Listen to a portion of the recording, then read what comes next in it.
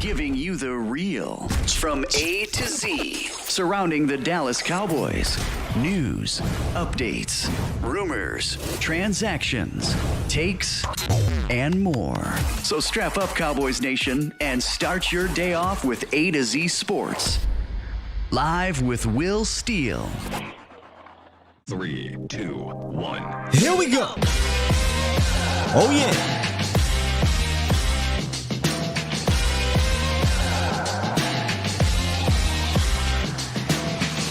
Good morning, good people.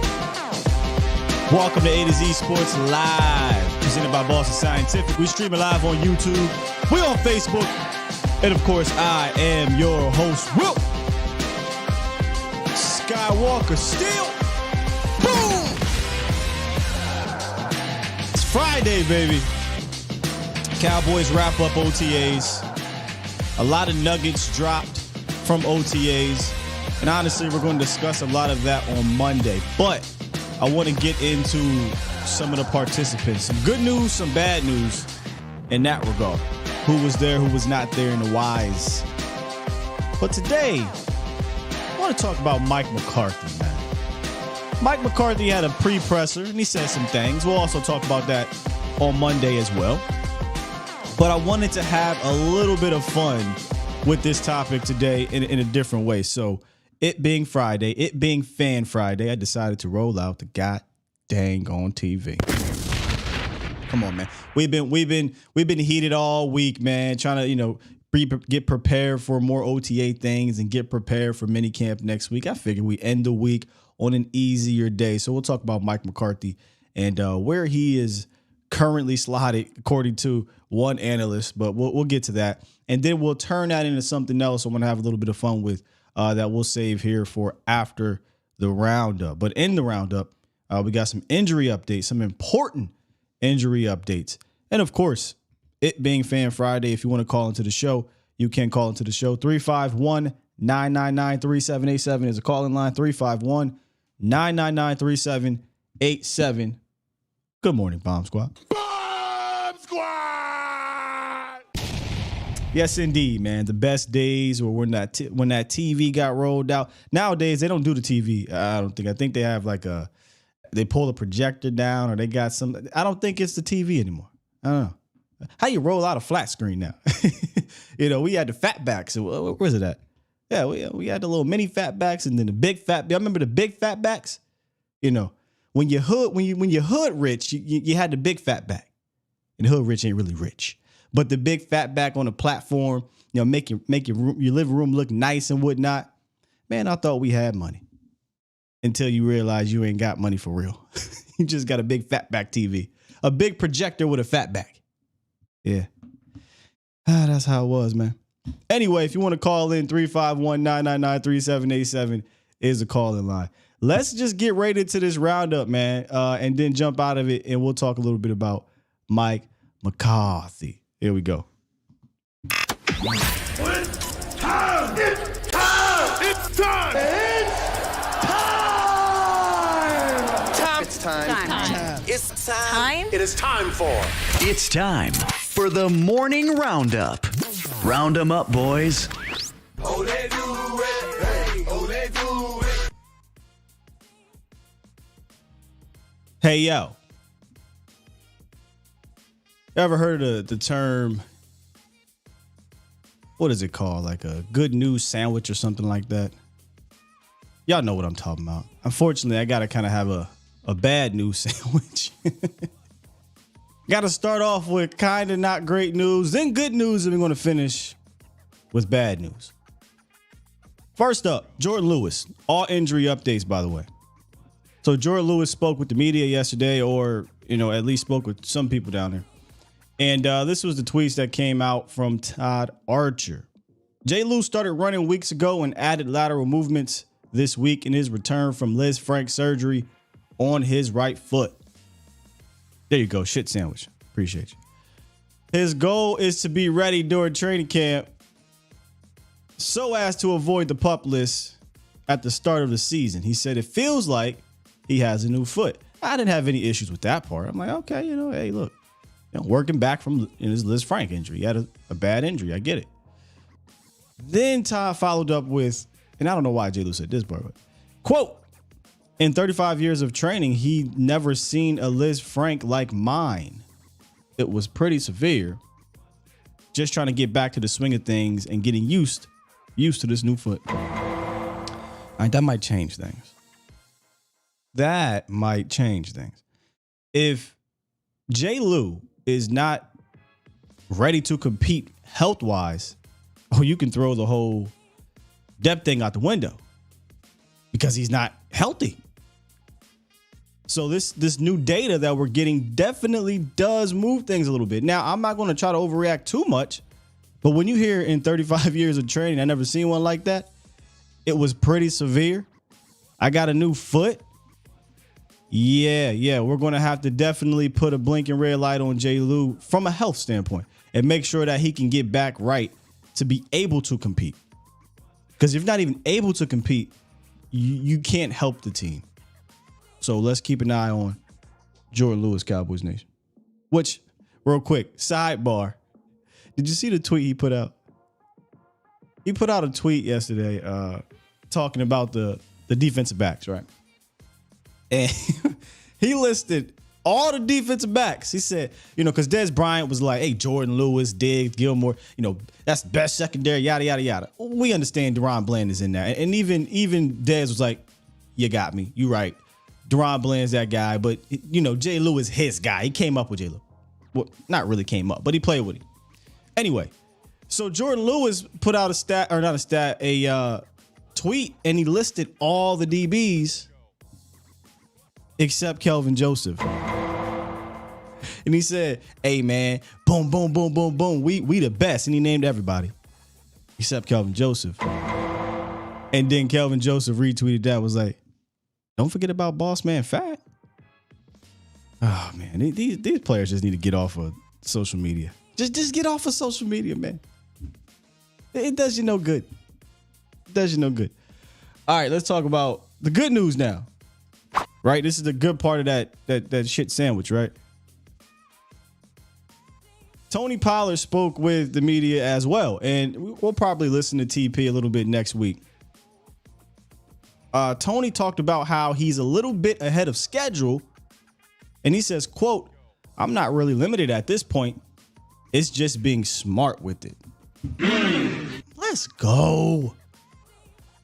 Because I think people, and I've been 10 toes on this from the very first time I heard that, TP will be ready way before camp. I just call it blind optimism, whatever. I just was like, he didn't tear his ACL. He didn't tear his Achilles. He didn't have that type of significant injury that would make me believe he won't be ready. So I kind of was just living in that arena that, man, look, TP will be ready for camp. TP ready now. He's just being smart. Man, I love to hear that. Love to hear that. So I think they'll probably continue to bring him along slowly here in minicamp. They'll get this month and a half break. We'll get to training camp, and he'd be ready to fire it up, man. Ready to fire it up. So that's the good news in all this injury situation. But the worst news comes from a rookie, Luke Schoonmaker. Now, if you guys remember when we did our rating the draft, it seemed like a lot of people just kind of glossed over the whole injury thing. But I was like, hey, look, he's coming in having dealt with a ton of injuries, the big one in high school with his spleen, I think it was, something like that. And then in college, he hurt both shoulders to the point where he didn't finish in the championship game or semifinals game. And then he hurt his leg and his pro day, didn't finish pro day. And now we get to OTAs and he's dealing with plantar fasciitis. Is it fasciitis? Yeah, no, I can't talk. Not good, Bob. Todd Archer actually broke that news because a lot of people were saying, oh, he's just in the boot. Everything's fine. And that may be the case. This is early, but James Washington was in the boot around this same time. Jalen Tolbert was sitting out around this same time. So he's in the boot due to that foot injury that has limited him in OTAs. I don't like it, man. Look, I'm not trying to overreact. We've done enough of that this week with the offense line. And he'll have plenty of time to heal. 2 shoulders, whatever leg injury during pro day. Now this, don't like it. That's all I'm saying. I don't like it. And I hope like hell he recovers. Because, I mean, we'll talk more about this on Monday. But Iceberg Slim, your boy didn't have a great practice yesterday. You heard about that? And look, it's again, not trying to overreact, but Peyton Hendershot had one of those Peyton Hendershot moments where the ball hits him in the hand, pops it in the air, interception by Eric Scott. Again, we'll get into all that, but it's obvious that Schoonmaker and Ferguson are your top 2 tight ends. So we need the rookie to be available and continue to learn this offense and get as much, reps as he possibly can. Because we saw what happened to Tolbert. Now, different positions, different players. This is a more mature guy playing a different spot. But Tolbert missed some time during training camp or OTAs, and we kind of laughed at it when McCarthy came out at camp and was like, "Hey man, that time he missed in that time he missed, early in or late in the spring, really hurt him." So I just got my eye on this whole situation as well. Just got my eye on him. He said the Schoonmaker injury is over. What does that mean? The reaction to the Schoonmaker injury is an overreaction. But who's really having a reaction though? I'm having a reaction right now, and that's why I even prefaced it with, I'm not trying to overreact here. But this is something that you need to keep an eye on, because plantar fasciitis is not something that's just he has a bruise on his leg.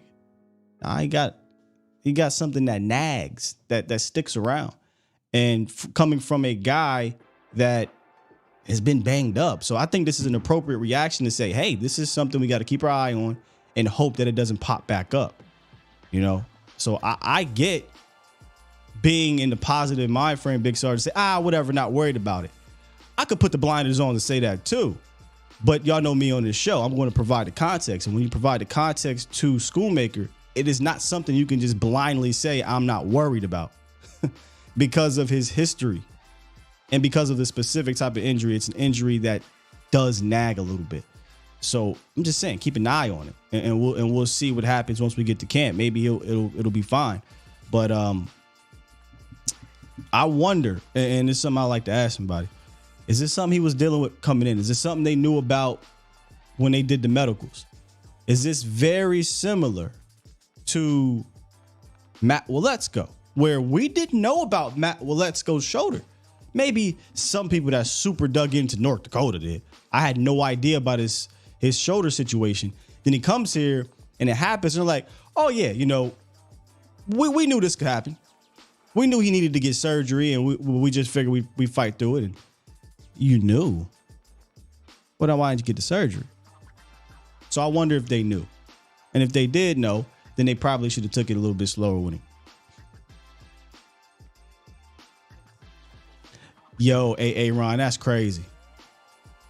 That's crazy, because you're right, bro. And wasn't that like one of the things that made him safe? Like, he didn't have any crazy injuries in college, so it was like, all right, cool, everybody gets banged up. But damn, you're right, bro. Second round pick. He said, Sky, he wouldn't be a Cowboys second rounder without injury concerns.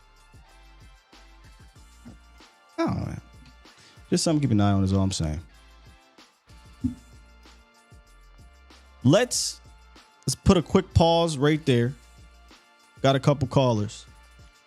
And then when we come out of that, we'll get to this McCarthy thing. I think this is a good time to take a few calls because something's on your mind. Jake the Great been having a lot on his mind this week, man. What's good, Jake the Great?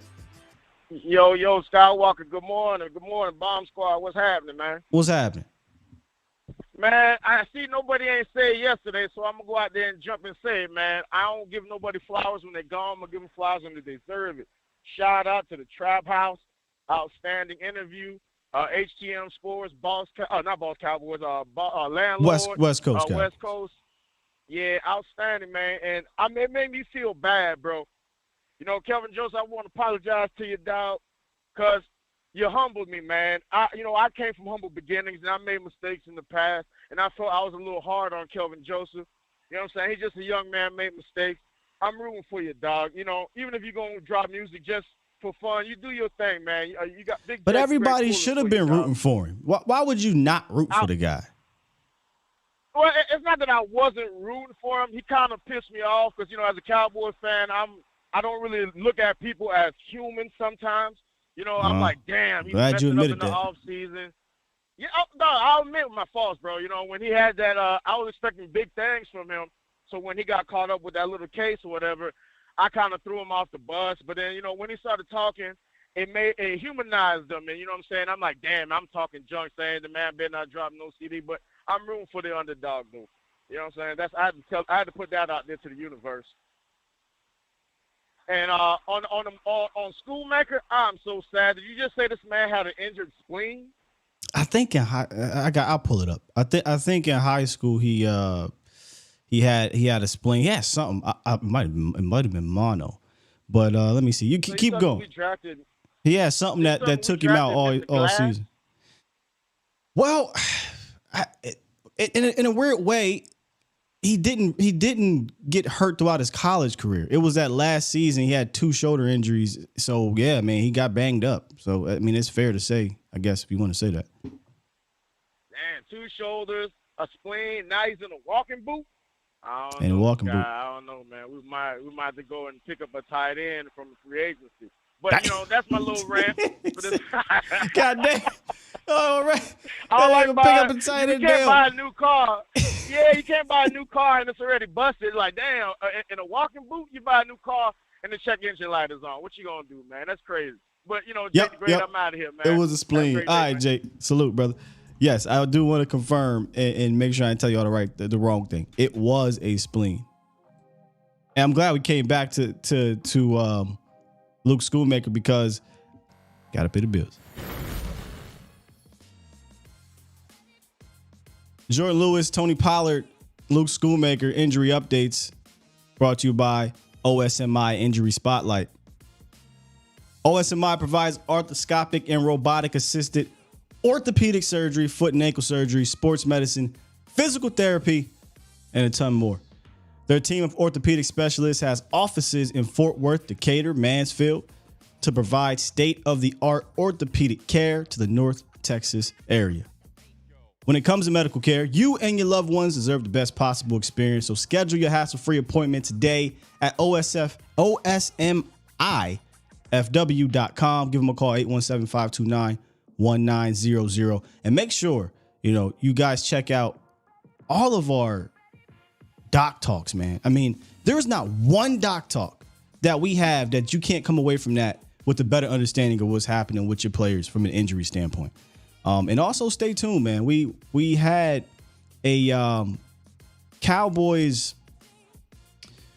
Can I put this here? Not their injury specialist, but they go to this person, the Micah Parsons, the Damone Clarks. It was a couple other players he mentioned to us, and we're doing a follow up with them as we speak. He wants to come on to the show as well and talk about some of these guys that he's worked with from an injury standpoint. So, this is some really good stuff. Doc gives us kind of the general idea, the layman's terms, explain it to me like I'm 5. He does a fantastic job doing that.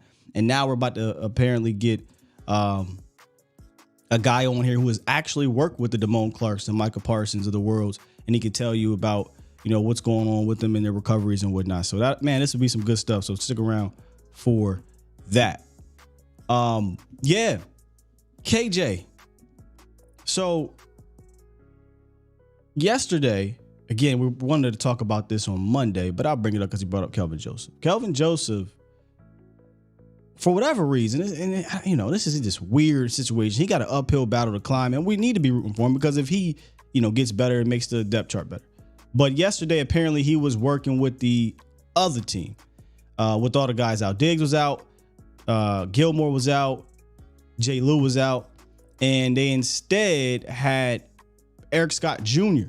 working with the ones, and they put Kelvin Joseph with the other guys. And I think it was Bobby Belt who said essentially at this point, he's looking like cornerback 8. And now I know I was joking around saying he finished the season as cornerback 7. That was facts, but I thought maybe this, coming into this season, he'd at least be above Eric Scott Jr. But apparently that's not the case right now. So, hopefully he is humbled. He continues to work. And, we did see if I got the quote. He had a nice little quote a couple days ago speaking with Gelkin. And then he went on with the HTM. He went on with Landlord and West Coast. And, you got to hear him speak. But the thing is with Kelvin Joseph, for me, that's why I always said I'm keeping it on the field, because you heard what Jake the Great said, and salute to him for admitting sometimes I don't look at these guys as humans. I often try to say that, we got to remember these guys are humans, right? And that's why I said I'm keeping it on the field, because what he deals with off the field, a lot of people deal with stuff that's heavy. Look, man, I hope that works out for the young man. He can get over that. But on the field, he needs to be better. And he talked about maturing. Hopefully that maturing translates to on the field. So if he gets better on the field, hey, everybody's happy. If not, I don't know how he makes a team, y'all. I'm just saying, I don't know how he makes a team. And I'll end it on that one, because I don't want to go too far away from the main topic. So let me get to 314, and then we'll talk about McCarthy. 314, what it is, what it do. What's up with it, Scott? It's CT, man. Is who? It's crazy you just brought up Eric Scott. What do you think Jordan Lewis' value is? Well, I tell you what, this Liz Frank thing that just popped up today, I'm not going to lie to you. You know how I am, bro. If I get more data, I have no problem, altering my opinion. If he's not healthy, you're probably going to have a discussion now. My thought process was if Jordan Lewis is healthy, I'm good letting Jordan Lewis be your quarterback 4 and get to camp and everybody compete. Make them beat out Jordan Lewis. But if Jordan Lewis can't even compete at camp, I mean, you got to treat him like he ain't here. Because I'm thinking, I just saw a Foot video. He said Eric Scott getting picks, flying around the field, playing with the ones. Well, let me tell you something about my guy Foots. The Ryan Bland type of camp. Foots is going to blow up anything and everybody, and I'm going to bring it back to reality. That's Foots, though. Foots love the young bucks. He love the rookies. He love the draft. It is what it is. It is nice to see that Eric Scott is getting an opportunity with, remember, 4 of your 5 top 5 cornerbacks were out yesterday. 4 of your top 5. Right. It was Diggs, it was Gilmore, it was Lewis, it was Nashawn Wright. All 4 of those guys were out. Right. So context has to be added to this thing. If all those guys are playing, Eric Scott's probably not playing at that point. But at least he's, making plays with the tipped interception and whatnot. If we can get another DeRon Bland, though, situation, man, that'd be fantastic, bro. That'd be fantastic. That's money. That's all I had, though. Appreciate it. Yes, sir. Salute. All right, as promised, I am going to switch because I don't want to go too far away what I'm talking about here. So let's run this thing back all the way to Mike McCarthy. And we talked about all these injuries that happened. And that's something that Mike McCarthy has been dealing with during his tenure here in Dallas, man, since 2020. Everybody deals with injuries, so I'm not going to act like no coach does. But maybe it's because we're close to the Cowboys. It feels like it's just one banger after another that happens. 2020, Dak. 2021, also Dak. And Tyron also happened in 2020. Collins. I mean, it was rough in 2020. Last year, we saw the injuries in and out. And you got to live with that. And I think that Mike McCarthy has done well with that, in my opinion. I think that actually raises his value if you were looking around the league and trying to compare him to coaches. But apparently not to Ross Tucker. Ross Tucker put out a ranking or whatever. I'll just pull it up, man. He put out a ranking, man. And y'all know I don't normally do this damn ranking stuff. So apologies in advance. Apologies. But this topic is partly inspired by Tyrone. Salute to Tyrone, who ends his calls with these, fantastic type of questions. Like, hey, who's your favorite this? Who's your favorite that? And a part of it is because, what the hell, Ross Tucker? The disrespect. This is criminal, man. All right, look. Andy Reid, Bill Belichick, Mike Tomlin, even Sean Payton. All right, cool, whatever. You want to put them dudes in the top 4? Fine. Turn the music up. Nick Sirianni? Not only ahead of Mike McCarthy, but ahead of a ton of Nick Sirianni? His hair, whack. His gear, whack. His jewelry, whack. His foot stance, whack. The way that he talks, whack. The way that he doesn't even like to smile, whack. Me, I'm tight as That's exactly what Mike McCarthy is saying to this Negan. Nick Sirianni. Okay, man. Whatever. All the way down at 21 is Mike McCarthy. Whack. Now, I'm not about to go through all these other dudes that's above him. It's a bit ridiculous. But what this inspired me to do,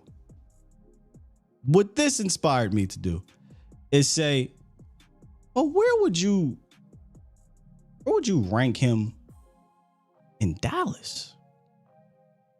And that kind of brings me to, I don't call it a hot take because it's a question of a hot take. Is it a hot take to say that Mike McCarthy is already the Cowboys' third best head coach ever?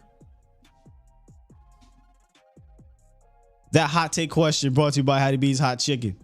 No conversation about the best Nashville-style hot chicken is complete without a serious mention of Hattie B's. Founded in 2012 in Nashville, they are nationally known for their hot chicken. And they got a new location here in Dallas, Texas, in Deep Ellum, with varying levels of heat, from mild, medium, hot to shut the cluck up. Make sure you check them out, man. And look, we got we have the link in the description where you can sign up for free, man, and get a $10 gift card. So do that at HattieBees.com, or you can just order as well. Again, that is Hattie B's Hot Chicken, located in Deep Ellum.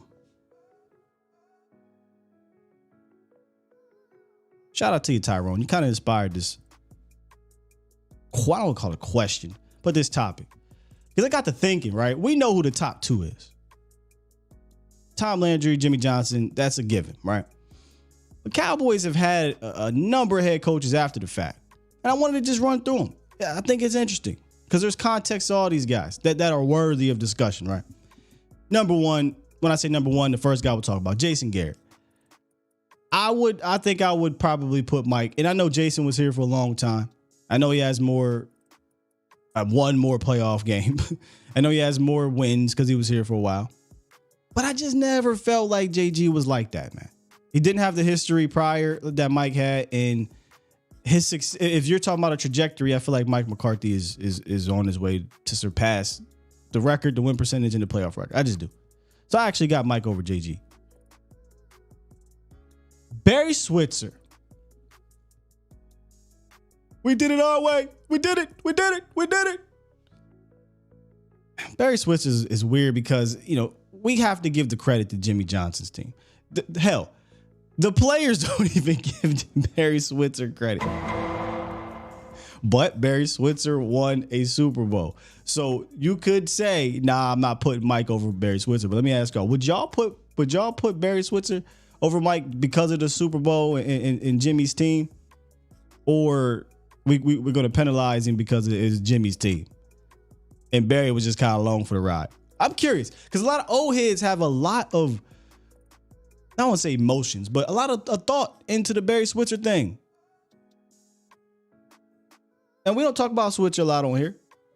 Oh, I know Danny got something to say. I think this one you could debate.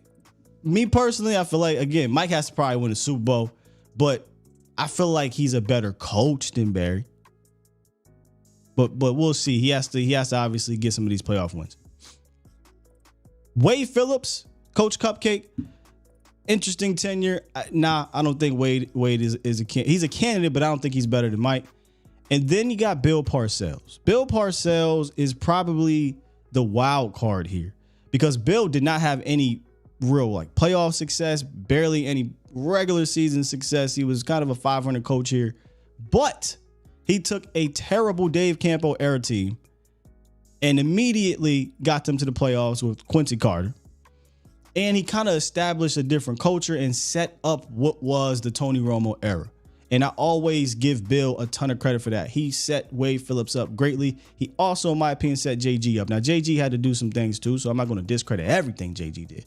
But Bill Parcells laid the foundation for the modern day Dallas Cowboys in the Tony Romo / Dak era, if that makes sense. I know you're like, how do you reach way back to Dak? Well, there was guys that crossed over from Bill to JG and then with Dak is what I mean. So I think Bill's a wild card. Would anyone with his lack of playoff success, with his really lack of regular season great success, would you rank Bill as number 3 because of the context added to Bill Parcells? What he had to do? For instance, Barry Switzer took over a Super Bowl juggernaut.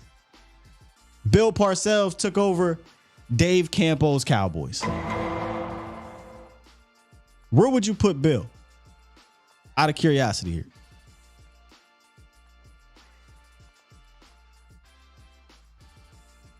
Oh, that's fun, Gregory. Best OC? Huh. I don't have that list. I was just doing the head coaches here. Yeah, so Sarge has Bill as 3. So would Bill, because of the context, be 3 for y'all? I think that's an interesting conversation to have. Bill doesn't have the success of Mike or hell, even JG or even Wade, but just the foundation he laid. I think that definitely raises his value here. I wouldn't be mad if y'all put Bill at 3. But the reason why I wanted to bring up the conversation is because, McCarthy, I think McCarthy is on the path to exceed probably Barry's win percentage. I mean, I don't know I'm not a mathematician here. So if he gets to 63% as a win percentage, say he wins a couple playoff games, you're talking about 3-2 record in the playoff, 3 wins. Let's just say that. We don't know what's going to happen, but a couple more. I think you do then have to start talking about McCarthy being the 3rd best. Also add context, right? McCarthy dealt with a lot of stuff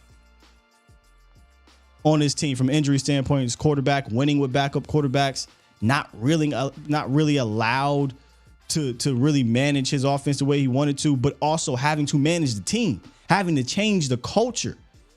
The JG culture was so embedded in this team, man, that you heard the players sounding like that man. A little bit of context to Mike McCarthy too, man. He might not be there yet for some people. Exactly. This story ain't finished, Jay. He might not be there for some people, but it would not shock me. Sooner rather than later, too. I ain't talking about, 5 years from now, we talk about Mike McCarthy. Sooner rather than later, Mike McCarthy could put his name up there as possibly the 3rd best coach in Cowboys history, which is not some small feat when you got Tom Landry and Jimmy Johnson. All right? 2 Hall of Famers. 5 Super Bowls.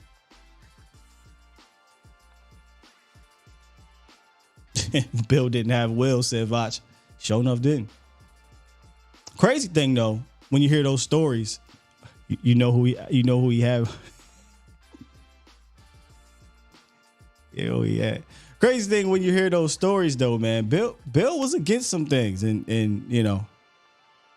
got overruled. Fortunately, because I think some of those things worked Cowboys' way, right? The DeMarcus Ware, I know people don't like T.O., but T.O. worked. It is what it is. T.O. worked out. Point blank period. Yeah, exactly. So, yeah, man, that was kind of the fun little topic I wanted to talk about here. Where would y'all rank Mike McCarthy amongst these guys? And I don't think it's far-fetched to say that he'll be fighting for 3. He is fighting for 3. And I think he can really supplant himself as a 3rd best head coach here.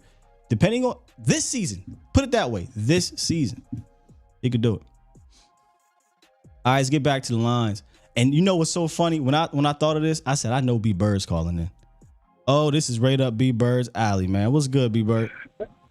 Hey, Scott. Hey, how you doing today, man? I'm good, fam.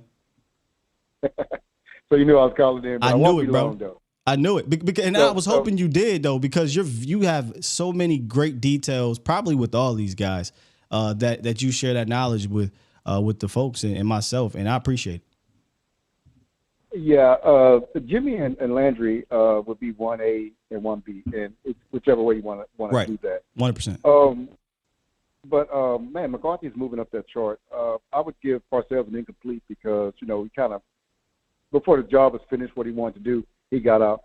Switzer was kind of along for the ride, and he kind of accelerated the downslide to the team as far as just the culture that he provided. So I think Mike's coming up, man. I do. I looked at that list of rankings that the guy had. One of the things that no one ever puts into context is that none of the other coaches have to deal with the Joneses.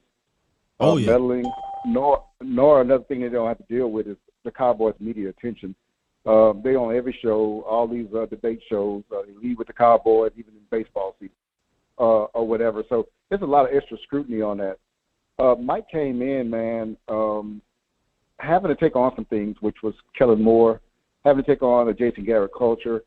And to see where he is now, man, it was almost like he Trojan horse that thing. He came in and just was quiet about it. Hey, that's your offensive coordinator. Hey, you installed it. You call it. I'm glad he did that. And I tell people that all the time. Say, why did Mike McCarthy get more? Yeah, because if he would have gotten involved in offense, the Joneses were ready to blame it on him. So what he did, he took his hands off. Says, hey, you got it. And then he let Kellen Moore down his own sword. And so what we are now is that we have a head football coach who has had a hand in picking his offensive coordinator, defensive coordinator, and they're all on the same page, man. And it's his guys. And when was the last time we've had a head coach that had his guys in and not a Jones plant? I always say Jason Garrett and Kellen Moore are Jones plant.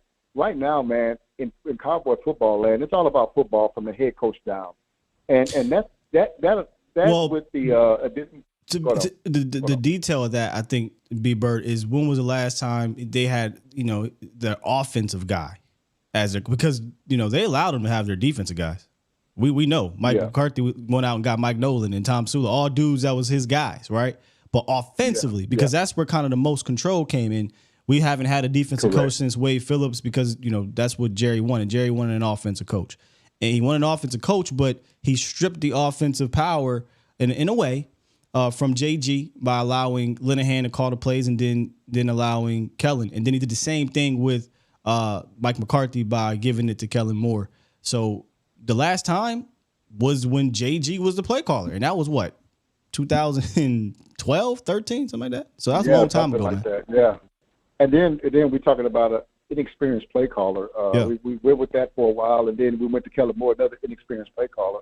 We have a guy that called plays that won a Super Bowl, and so right now, man, I think we're headed in the right direction. I like the way that Mike McCarthy. It's like the whole culture is changing.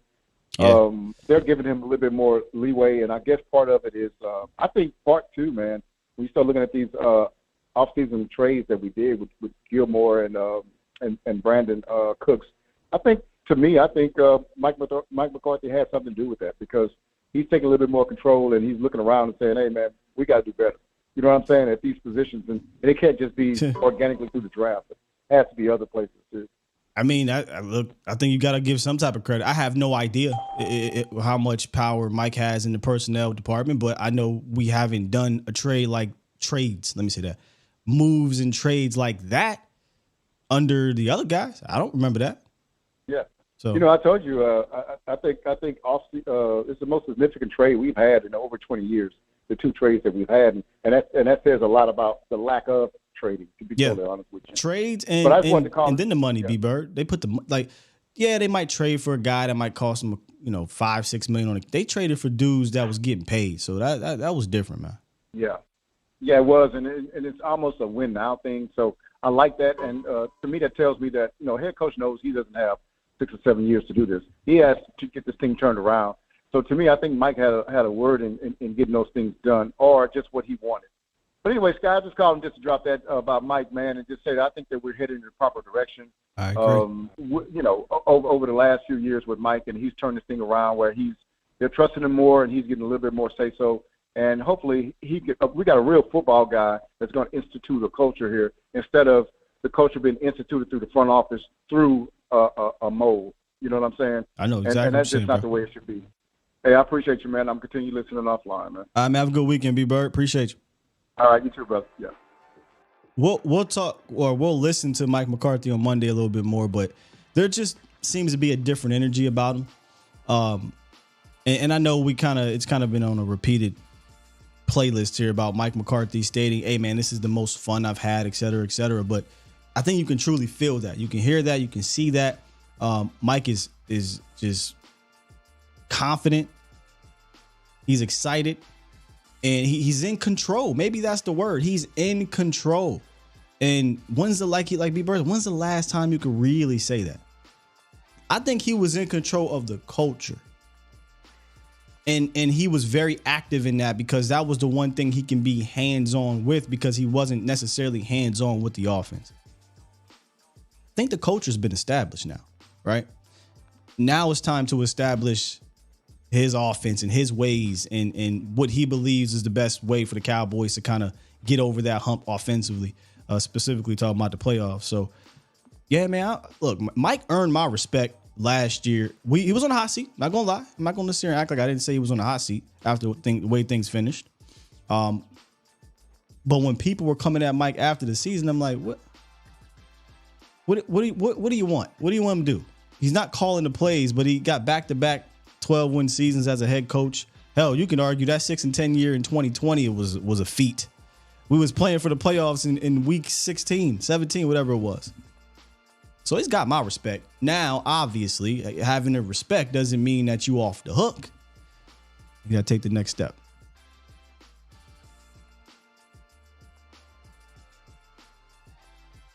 DJ, what's good, man?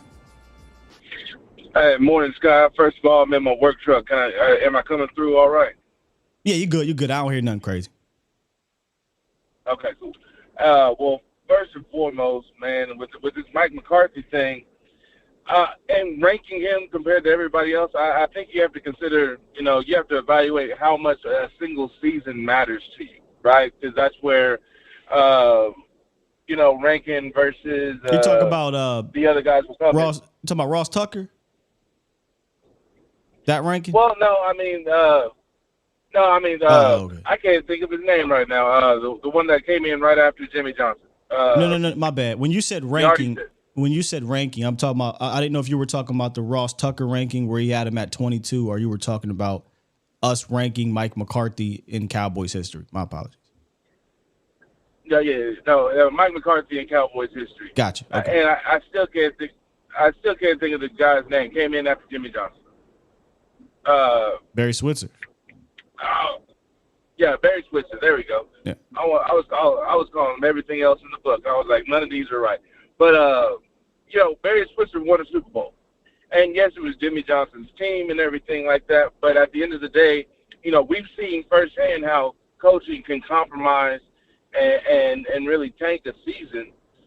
So the fact that he pulled it off, I mean, you have to consider how much that actually matters. For me personally, the fact that he got it done, he still got it done. No matter whose team it was, he got it done. And then on the flip side of that, you have to consider everything that, Dave Campbell did. And I don't think a lot of people actually remember that. Not as a good thing. But what Bill Parcells had to deal with after Dave Campbell left. Like, all those decisions were, he made a lot of crazy I think decisions. You just contradicted yourself. I know I am. I'm just let me finish out. I'll bring it all around. Okay. I'll bring it all around. Okay. But no, on the flip side of that, that's what I was saying. On the flip side, Bill Parcells and what he was able to do with bringing everything back up with after Dave Campbell, because Dave Campbell did a lot of things that were just weren't the right decisions.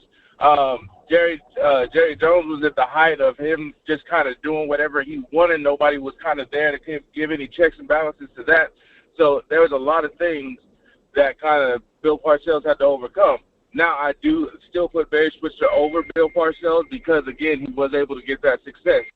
no matter whose team it was and all that kind of stuff that was built for him. So for me, Super Bowls rank over everything, and then you can look at after that, then you can have a conversation about, you know, what they did and how, even though I consider Bill Parcells a better coach than Barry Switzer, as far as Cowboys history individually, I would have to rank Barry Switzer over him, and then I'm putting Mike McCarthy right behind Bill Parcells just because his tenure isn't over yet. That is very interesting. But again, and that's why I said if people want to argue Switzer because of the Super Bowl, I can't really fight you on that. But you argued context for Bill Parcells, and you completely dismissed context for Barry Switzer, right? Like you talk about how Bill Parcells had to come in and take over what Dave Campo destroyed, but Barry Switzer took over a 2-time Super Bowl team with Hall of Famers littered across the squad and one of the best teams of any decade in football history. Like I can't just be like, hey, man, like Barry Switzer won with, yeah, of course he won with that team. In fact, Jerry Jones said, I don't need you, Jimmy. I can go hire anybody. Watch me. And hired a college coach that, you know, didn't know nothing about the professional game in the sense of coaching it. And what'd he do? Went in there and won a Super Bowl. So, you know, I think you got to talk about context with Barry just in the same light that you talk about context with Bill. No, and that's fair. I guess my caveat is that with the ring, you know, I don't need as much context with a ring, right? You got a ring, so my context kind of stops there. But if you don't have a ring, maybe the reason why I'm like this with Barry is because we've had you know, and you know, I don't know if you know this, but Darren Woodson on the show, and we specifically talked about Barry Switzer, bro, and he ain't the only one that have said things like this, but I promise you, those dudes were not winning because of Barry Switzer. Barry Switzer was, quote unquote, along for the ride. And I 100% understand. I'm not trying to say that, hey, you know, Barry Switzer still did his part. It's just as far as when you have a legacy talk, all we have besides the context is the accolades. And, you know, it's kind of like when you get in a test final weighted versus your final grade. You know, that ring is like 60-70% of the argument for me. So if I'm on a group project and you know, I'm the fourth member in a group project, I show up on the last day and we all get an A. I get the A because I was with them. Hey, that's fair. At the end of the day, it say A on my test. Yeah, exactly. And your records are always going to show that you got an A on that test. It's never going to bring in the context that you didn't do shit for it. You know what I mean? Like, right, and that's why I'm doing the show today. That's why I was doing the show today, because I wanted to bring context to all these guys, including Jason Garrett, Bill, Barry, and Mike. I wanted to include the context, because if you just look at the names and the accolades without, you wouldn't even question it, right? Well, Barry Switzer, 5-2 in the playoffs, and he won a Super Bowl. You're not questioning that because we're not adding context. But once you start adding context, I do think the conversation you can move it a little bit, and that's all I'm doing. I'm just generating the conversation is all. Fair. And last thing, and I'll let you go, is when it comes to Mike McCarthy, I think he's already done better than Jason Garrett, as far as, you know, Jason Garrett had his ups and his downs, right? Jason Garrett's best season is technically still better than Mike McCarthy's best season so far. But at the same time, when you look at everything that these guys have done, and the culture change, I think Mike McCarthy actually came in and told Jerry and Steven, like, look, if I'm going to be here, this is the way things had to go. That's why Kellen's no longer here. Mm-hmm. So he's changing something that's been in place since the 90s. You know, Jimmy Johnson couldn't overcome things like this. You know what I mean? Bill Parcells couldn't overcome things like this. And, you know, it might be context and situation. Right, Jerry's older. Like, he's like, bro, I'm not going to be here much longer. I might have to start listening to some other people.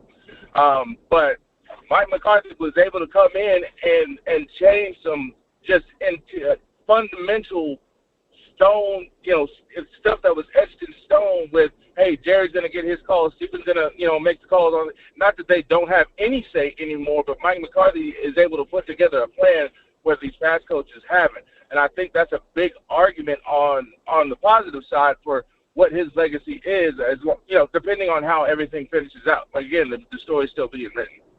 Still being written. Yeah. And I think by the end of this year, he could potentially be in I think he's in arguments now, but in argument for 3. I think he could stamp his place as the third best, but he's going to need probably a couple wins in the offs. If he gets a couple wins, I put him above Barry because the context with what he had to have, he didn't take over a 2-time Super Bowl winning team with Hall of Famers in their prime. That's a whole different animal than what Mike McCarthy took over. I'll put it this way: if he gets to a Super Bowl, I think I'd have him over Barry. If he gets there. Well, it wouldn't even be a debate to me. That ain't even if he gets to a Super Bowl, it is no question. If he gets to the championship game, then to me it's I'm stamping it because he's done something the Cowboys haven't done since that time, right? And he's done something the Cowboys haven't done probably I think since Jimmy, which is 3 straight playoff seasons, double-digit wins, and you get to the can continue to increase wild card, division, championship game, or what have you. So. He would definitely etch his name in stone as one of the best in Cowboys history if he were to get to the championship game, I think. Yeah, for sure, absolutely. But I'll let you go. I know you got other people on and you got other stuff you got to talk about, brother. But I appreciate you letting me on this morning. Yeah, no doubt, man. Hey, Danny, who you talking about, bro? Watch it, man. I appreciate you, DJ. Twan, long time no speak, man. How you doing? I'm doing good. Let me know if I might be tripping up. You sound. It sounds terrible. Okay. Sound like you're in the water. All right, how about now? Much better. All right, great. All right, as a younger representation for the younger Cowboy fans in here, because I'm really only 20. I've only been around for maybe the end of Bill Parcells because I was born in 03, so basically the Jason Garrett era. So, Wade Phillips too. So as far as what I will put Mike McCarthy, he's definitely, I believe, top 3 for me only because of the playoff success to me personally. Other than and also the culture change. Sorry, not success, culture change. Because me personally, I've always had a high respect for Mike McCarthy for what he was able to do in Green Bay. He comes from, I think, a really good background, where he learned his coaching moves. I forgot what system it was, but it was Air Coryell or what was the system? Who, McCarthy? Yes. West Coast. West Coast. Okay. Yeah. Who did he learn under from? I thought it was I think one of the St. Louis Rams coaches from in the 90s that won the Super Bowl. Nah. He comes from the Walsh Tree and Schottenheimer and those guys. Yeah, he's big time West Coast guy. Oh, okay. All right. Jason Garrett came from, the Aaron Zampese, Eric Coryell. Yeah. Okay. All right. But yeah, I think I will put Mike McCarthy as almost, to me, he's top 3 right now, just off of the fact of, I think culture change and what he's been able to do. The fact that his first year, even the 6-10 season, to me is still I commend you because normally you lose your quarterback. That's maybe 2-11, 2-13, but 12. The fact we were able to. Yeah, last time we lost our quarterback prior to that, when it was Tony Romo. Well, I shouldn't say that because Dak Prescott, right? But when your starting quarterback went down like that, the one year in 2015, we won 1 game. So yeah. But hey, Dak did win 13 games under JG, so I cannot knock that. Oh no, for sure. That's how you know to me Dak is still that guy, but that's another debate for another day. But yeah, so to me, I never really understood why our fan base gives him so much light because he just hasn't gotten to that big one yet. And I think it's coming, especially with how he's been talking in the media this year. I really think the fact that he has full control, he gets to do what he really wants to do. He's excited. I watched the interview yesterday or the press conference today, and the fact that he was going on and on about play calling, what he plans to do, or at least giving us little nuggets about what he wants to do is a really telling sign that, hey, I think we have something up in his sleeve. Because like you said, y'all got my man Mike McCarthy stuck. Respectfully. I think so. Stuck. Y'all acting like this dude has not had playoff success. And truth be telling, this season will also be telling low-key for what really Mike McCarthy and Aaron Rodgers do separately. Even though, to me personally, I think Mike McCarthy's still winning that because what has Aaron Rodgers done since you left? What? Divisional exit, first-round exit, lost in the game 2 years ago. He won 2 MVPs and he been to the NFC Championship game a couple times. But man, you know what? I'm with you. He ain't won a Super Bowl without Mike. So hey, look. forget the listen. I'm not gonna lie. The seasonal MVP don't really matter to me no more because personally, I don't think it really okay. Well, you were a good quarterback in the regular season, but I feel like the goods of this game find a way to win it in November, in December, and February. So that's just what it is to me. So you can fuck the MVP at this point. That's why I don't care if Dak wins one in his career. No, you want him to win Super Bowl MVP. That's when everybody says he gonna have MVP season. I don't care about that. I want him to win Super Bowl MVP. Exactly. But yeah, I just think our fan base really got fun. In fact, I really think we have a top 5 head coach in the league right now. That's just me. But maybe I'm a little bit of a homer side that's coming in, but I digress. But anyways, guys, it was good catching up with you. I'm gonna continue to watch for you during the off season and stuff, and we'll continue to watch. All right, man. Appreciate you, Twan. I feel like Twan been a Buck for years. How old are you, Twan? I ain't been watching him since you was a teen. Look, man, I appreciate you, big dog. Twan said he's 20, y'all. Tom, you ain't right, dog. So he can't buy beer, but he talk about a history. Don't do that, because look, let me tell you something. I was him in the sense of when I was young. Well, I don't know how much he is into history, but I'm big time into sports history. And I was a super sports history buff well before that age. I'm talking about like 12, 13 years old, man. For real. 12, 13 years old. All right, we got 832 finishing up the calling lines. What's good, 832? Hey, Scott, what's good with you, my friend? How you doing? I'm doing fantastic this morning. How are you? Hey, man, I might be doing all right once I get your foot out my backside. How you been able to walk around, man, that way you kicking people around like that? Why I gotta be kicking? y'all know how it is, man. It's all love. Yeah, no, you're good, man. I enjoy it. Hey, man, I agree with what's been going on. Most of the things people have said about Mike McCarthy and the coaching thing, but for me again, man, the context is key, particularly when we're talking about this organization and who's been running it the last 25 years, 30 years. If somebody, and I don't want to, because the guy's got a right to his opinion, and it's valid in as much as we are results oriented a lot of times. The ring is the thing, and you got to win it all and all of that. But you could take Barry Switzer out, put pretty much anybody else in there. I agree. And you could have won that Super Bowl. You can make that argument as legitimately as anything else. And Bro, that again goes back to the players. The players said that. That's maybe that's the reason why I'm so adamant about it, because the Hall of Fame guys was like, hey, look, man, Barry wasn't like that. Yeah, exactly. Barry wasn't built for that, and that's it. And that again, that undermined Barry Switzer to an extent because he was a very good college coach. But we're talking about that Super Bowl there. That's Jerry Jones taking a shot at Jimmy Johnson. That was petty and that was small. That's very what petty. That was. So. That's again contextual, and I like that you bring it up. Where Mike McCarthy ranks for me right now, he's right there with Bill Parcells, and those guys are splitting threes. And it's interesting how what goes around comes around, and how no matter where you go, that's where you are. Parcells wasn't long for that life, and that's where he and McCarthy differ to me. There was only so much Bill Parcells was going to put up with anyway. He wasn't long for it. He was going to be in and out. Facts. But he did change the culture, and his legacy is stretches a lot further than I think we all recognize when we remember that Stephen Jones learned how to manage caps and learn how to manage rosters from Bill Parcells. Not necessarily that Parcells was cheap, but he had a kind of vision on how to manage the salary cap and how to build rosters. I remember when Parcells took over, like you said, he inherited Campo's team and whatnot. And I'll never forget. Yeah, I'll never forget. I think they got to the playoffs. They won 10 games or something like that. Got to the postseason. Number one defense that year. Yeah, exactly. And I'll never forget him saying, and it may have been the second year that they didn't make it to the playoffs or something happened and they didn't get back.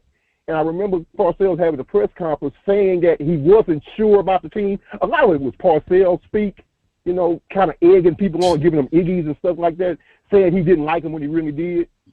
But I remember him saying he had a inclination to change the way they were playing football because he just didn't like the team, didn't like the makeup, stuff like that.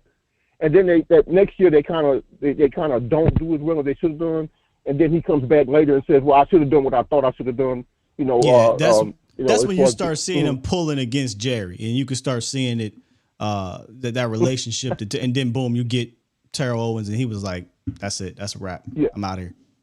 Again, Parcells wasn't about that life with Jerry Jones. Where that's the biggest difference with him and McCarthy. They're basically the same guy to me. Again, in the context of having to work with the Joneses. But Mike McCarthy has been much more patient, and he has been able to be much more persuasive in terms of whatever it is the Joneses think they know about putting a football team together. And to that, I tip my cap to Mike McCarthy. We hadn't seen the Cowboys deal on the field with adversity as well as they have under McCarthy in a long, long time. That's for a while. You're right. Yeah. I think that is, again, and maybe I was using injuries, but just adversity, period, man. And B. Bird alluded to it too, where, you know, you got to give all these guys, not just Mike and whomever, but all these guys credit for dealing with the Joneses in general. But yeah, man, I think, and we talked about this, I think, a couple years ago, where when your big horses went down, the Sean Lees, the Tony Romos, the Tyron Smiths of the worlds, it was rough under JG. It was rough. But Mike, man, he keep it trucking. Yeah. He keep it trucking. Exactly. And again, I guess that's why, you know, not to get too far afield, I guess that's why, and I was big on getting, when the season was over with, and right at the start of free agency, I was big on getting DeAndre Hopkins by hook or by crook. Right? But, you know, as I've taken some time to think about it, and Mike McCarthy has kind of been more assertive now in certain things, I'm less concerned about the players, or if we don't have them. This offensive line thing, I barely batted my eyelash at it because I have every confidence that he's going to figure it out, right? So as a fan, I get that. I'm like that too. Hey man, go get dudes. You gotta have dudes, and you do. But you know what? Sometimes the coaches can make dudes. The coaching matters, bro. The coaching matters, man. Who's running that ship matters, man. It does matter. So Mike McCarthy he's right there. He's right there. If all he's got to do is win an NFC championship game in some people's eyes, I get that. But he's already been as good as anybody else here that's not named Landry or Johnson has ever been. And that's including Bill Parcells. And that's because Bill Parcells just was going to pull the plug on a lot of, because he wasn't, Parcells didn't brook foolishness. But he's at least as good as Parcells as far as managing the game. He's just having some X's and O's knowledge. And he's dealt a whole lot more politically. He's dealt better with the Joneses than anybody else has. So I agree, man. McCarthy is right there. So I don't give a damn about no Ross, whoever he is in this. He don't know what he's talking about. My man. Jake, I appreciate you, man. Take your call, man. And of course. And hey, have a good weekend, my friend. Thank you. You as well, man. Be safe out there. Salute. Good call. Good call. Man, you know what? I'm glad I did this topic. Revisiting some of these coaches kind of takes you down memory lane, but also just giving appreciation to Mike, man. Like he deserves his flowers right now, I think. Now, the story's not over. If you come out here and have a Wade Phillips year, then we're going to be like, hey, Mike, what's going on? But, you know, I think he's trending in the right direction. Establishing a culture here is not easy because what JG had was implemented in this team for so long. And not all of it was bad, but it got to a point where I think the bad started outweighing the good. Right. And I think Mike right now is just a well-balanced guy in that organization from a coaching standpoint. He's not trying to meddle with decision making in regards to players. It doesn't seem like he is. He wants to coach football, and he wants to coach winning football. But the first thing he said here, I made like a little edit video. I'm about winning. Give a damn about all this other stuff here, and you could see him the first couple years trying to figure out the media. Like, man, well, I don't know why y'all tripping about an OTA. Well, it's Dallas, Mike. Get in that playoff, get a couple dubs, man. Conversation changes. Super chats. Dallas Cowboys hard hitter. Super chat. He dropped a couple. He said, I think Big Mike is better than Switzer now. And then he also dropped one and said, I think Mike McCarthy will win the Super Bowl with the Cowboys. And I think Big Mike is Dallas' third best coach in history. I think he is in that conversation. That's why I wanted to bring it up. Rolo dropped a dub. Super chat. Appreciate you, Rolo. He said, always appreciate the quality content, Sky. Thank you, man. I try to do that. And this is getting to that slow period a little bit. So, I try to do that. And then Towboat dropped one, said Mike in 17 seasons is 155, 97, and 2 with a Super Bowl win, 4th in win percentage in Cowboys history. Put some respect on this man's name. Facts, man. Facts. All right, we're gonna wrap it up, man. Let's where are we at? Here we go. Boom. About to say what the hell happened. It's Friday. We rolled out that TV. I think we did a good job rolling out that TV. Y'all brought it today, man. I appreciate y'all. I know we make jokes about the age and whatnot, but I ain't that damn old to really know about, Landry and the super details of Jimmy. Now, obviously I've watched Jimmy, but the details. That's why I like to hear from some of our OGs, talk about the Barry Switzers of the world and give their input of it. The Jimmys of the world. Bill, I'm very secure in that and all that, and those guys after Jimmy. But I appreciate it, man. It was a fun topic for sure. Do me a favor, hit the like button, and come on back Monday. We'll be talking about OTAs, and we'll kind of segue that into minicamp. Mandatory minicamp begins next week, so we'll take some of our the nuggets that dropped from the final practice of OTAs on Thursday, and we'll get into mandatory minicamp. But then next thing you know it, man, we gonna be on that damn break. God, that break always does. So during that break, I think we're going to do the ranking list again. We're going to rank the roster. We'll continue to do the state of the unit. We'll bring that back probably maybe next week. We'll see. We'll see how much the media is allowed to be a part of what's going on down there for minicamp. If they can be there for all the days, perfect, man. We got a lot to discuss there. But if not, we'll probably bring back the state of the unit and just mix it up. You know me. I'm always trying to keep this thing fresh, man. Always trying to keep this thing fresh. With that said, appreciate you, Will. Will said I should take Shannon Sharp's place on Undisputed. Thank you. I watched a 4-minute clip. We ain't overtime. We ain't really in overtime, but whatever. I watched a 4-minute clip today of Shannon Sharp and I can't believe I'm saying this dude's name, but Skip Bayless on Undisputed, where they were quite literally at each other's throats. And for the most part, you'd be like, man, it's fake, But nah, I really think Shannon got to a point where if he don't stop disrespecting me on air, I'm going to put pause on him. And Skip is bad when it comes to that. Like, I don't watch the show, but the clips that be coming out, I'm like, yo. I don't know how Shannon Sharp does it, but Shannon, no, I'm not about to do anything physically to this guy, but I'm gonna just say it. I can't come off as the angry black man on national television. Now, he loses it, but if the script was flipped, if Shannon spoke to Skip the way Skip speaks to Shannon, it could set athletes like Shannon back for national television.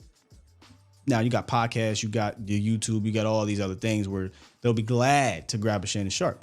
But man, the restraint that Shannon had to have, I think, throughout the years probably. And I'm no big Shannon Sharp fan when it comes to Cowboys, right? But he's entertaining. Uncle Shay, he's entertaining. It is what it is. But the restraint that man had to have to not give him that same energy, right? Meanwhile, Skip ain't never apologized. He ain't never, my bad, man. And he kept that energy. It was disrespectful. Look, I have my opinions on Shannon and the Cowboys, but when it comes to Shannon, the professional, I got to tip my hat. I don't know how he did that. Couldn't do it. Couldn't be me, man. With that said, we're going to get up out of here, Cal. Oh, wrong button. Wrong. There we go. We're going to press this button and get up out of here. Y'all enjoy y'all weekend. Be safe. Anybody going to go see Spider-Man jump? I'm waiting. Going to go with my Bucks. We're going to go check it out.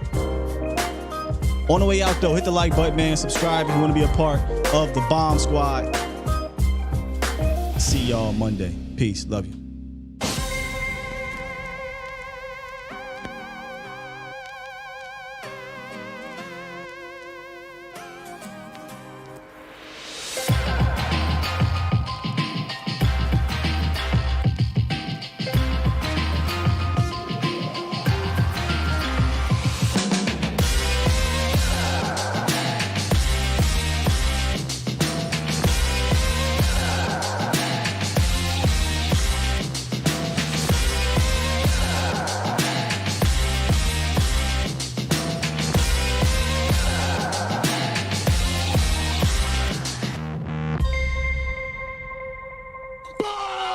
Squad!